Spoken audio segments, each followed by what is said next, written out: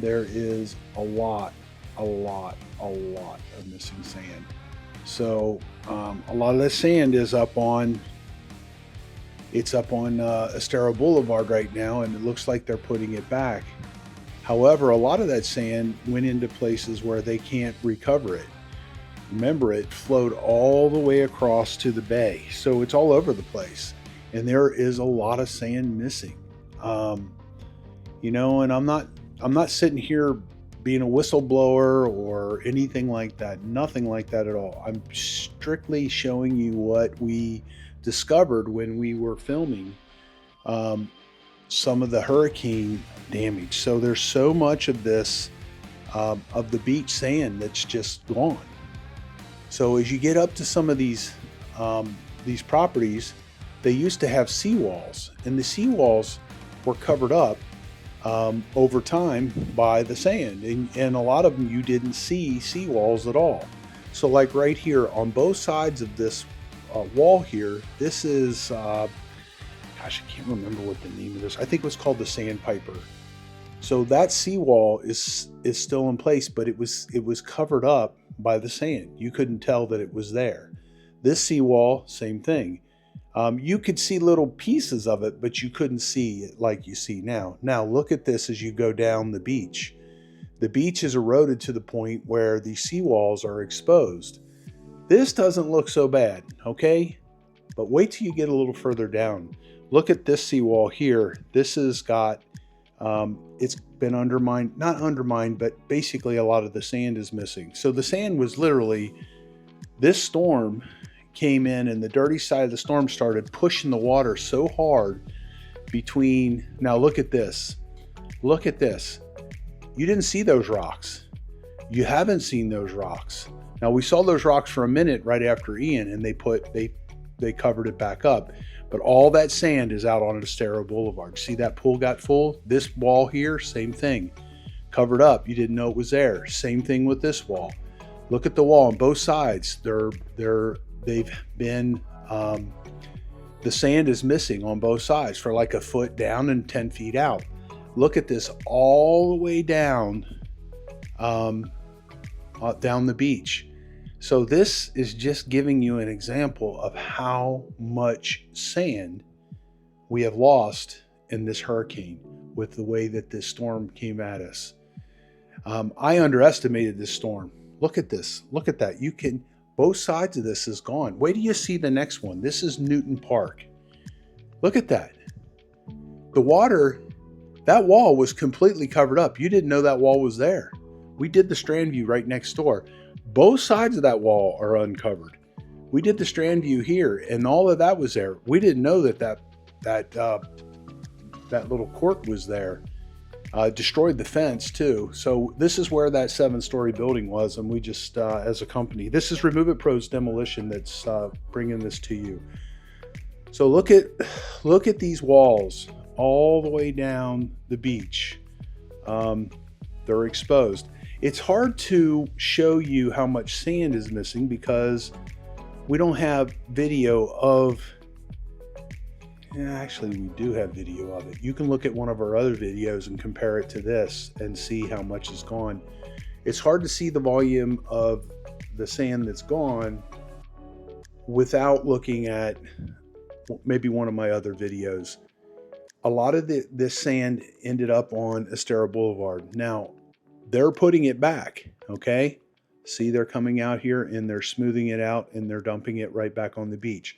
That seawall right there, you couldn't see that seawall either, and it was covered up. Look at it now on both sides of that. It's been the sand has been displaced. So these guys, they're putting the sand right back on the beach. Thank God. I'm glad there's no rules that say we can't do that.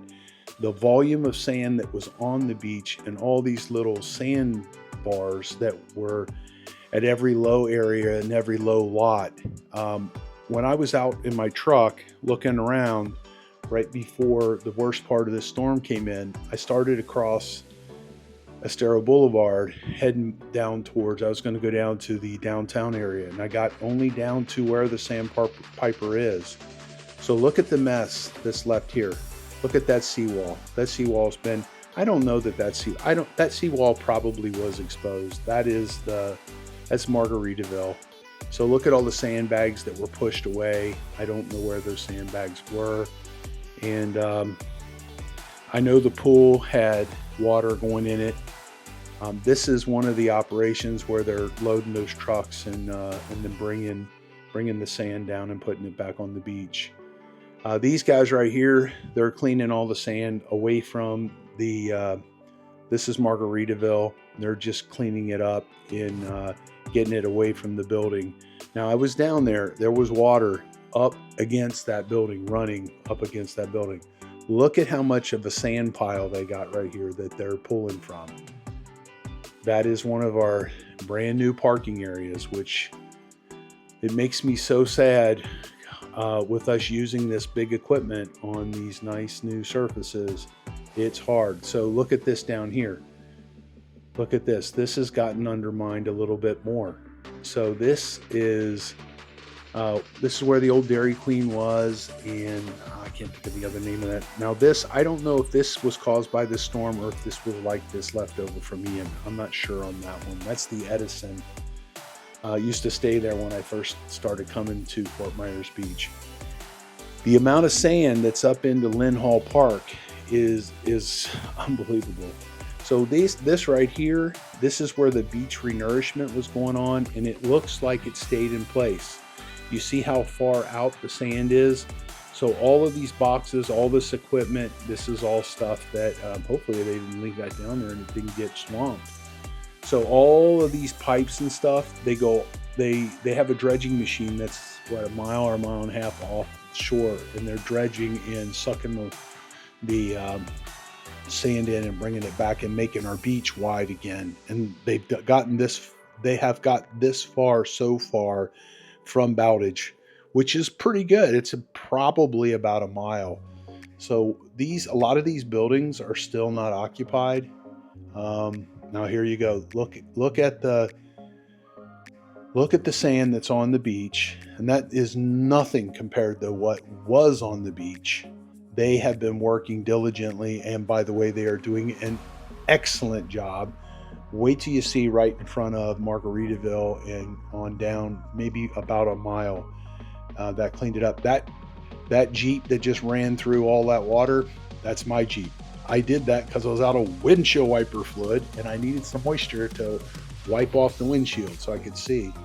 Don't know what the water trucks are doing down there. My Jeep's just passing the water trucks. We're going past the Times Square area. I know that one of the trailers brought his trailer back on the beach, and he's trying to get back open. I think it's Yo Taco. I was talking to Ryan, Ed Ryan, Beach Talk Radio. And right here, look at all the sand that's missing off of that park right there. I think that's called Crescent Park. And I was up alongside of Margaritaville several times with this water coming in. Not at the worst part of the storm. The sand has been washed all the way down most of these streets. The ocean was pushing water all the way over to the bay. It was unbelievable.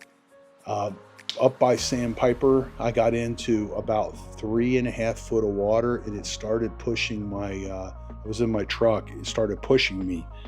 And if you look in one of my other videos, or some of my other videos, you can see that footage, and you can see there was a river flowing across an ocean flowing across the entire Fort Myers Beach. And that is at the other end of the beach where the elevation is higher. So you could see all the sand that's on the street there. I missed commenting on it before.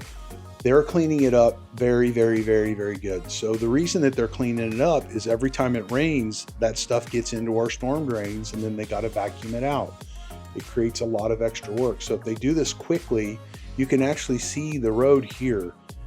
You couldn't see any of the road right after this happened. So now I'm heading back up there. It just rained like holy crazy, you know what, and there's a little bit less traffic. There's a lot of traffic on the beach right now because they have these little groups of machines working on getting the sand cleaned up.